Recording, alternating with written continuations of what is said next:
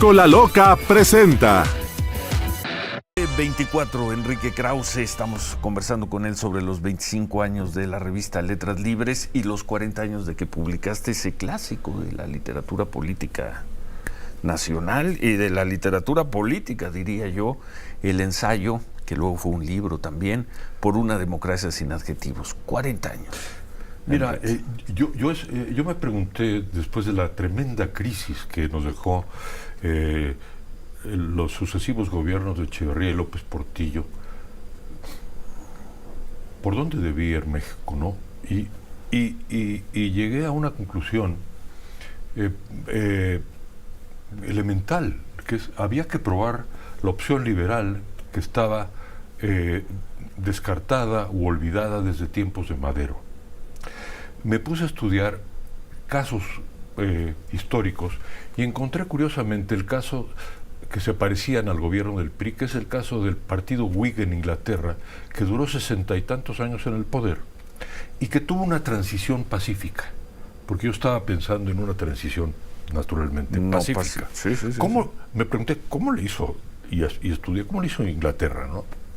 Entonces, el partido Whig, lo que ocurrió fue que se llevaron a cabo una serie de reformas y de cambios profundos en la vida política y social. Lo primero fue, naturalmente, tener elecciones limpias y libres, porque en Inglaterra tenían una corrupción en el sistema electoral, de la cual hay hasta testimonios de cuadros famosísimos de un pintor Hogarth que parecen calcadas de las cosas que hacía el PRI durante todos esos años. El PRI, como sabes, en ese momento tenía prácticamente todas la presidencia, las gubernaturas, todas. El Senado, los legisladores, las legislaturas locales, las presidencias municipales, miles y miles y miles de puestos, cada 2, cada 3, cada 6 años, por 60 años. Eso tenía que cambiar. ¿Cómo cambió en Inglaterra? Primero, un sistema electoral confiable e independiente.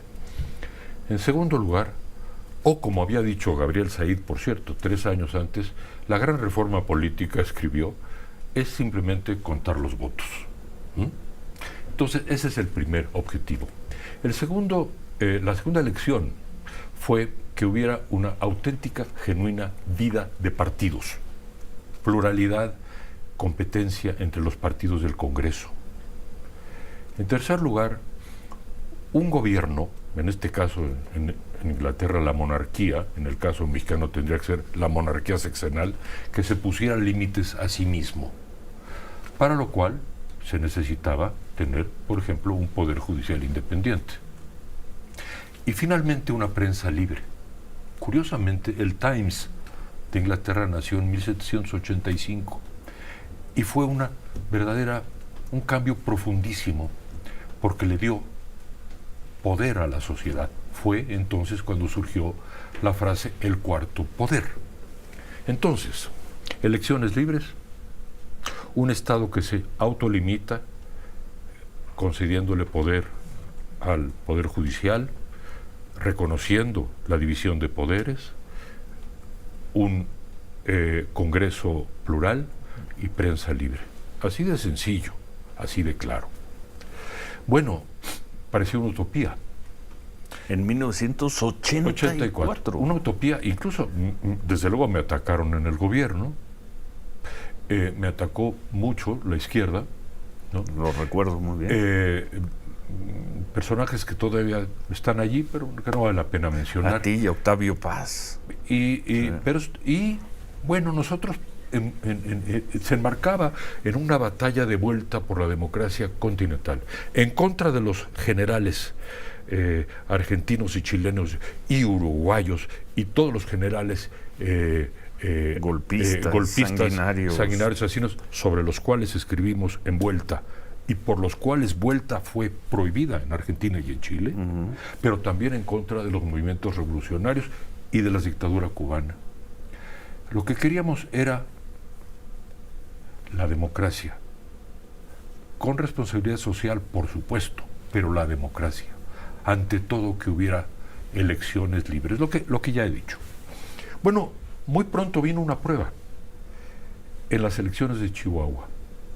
2 años después, 1986. La cubrimos en Vuelta y hubo un fraude clarísimo. Lo que pasa es que es la primera vez que el fraude llegó a ser, en México, llegó a ser noticia universal. Bueno, mundial, no universal. Sí. No llegó a Marte ni a Venus, sí.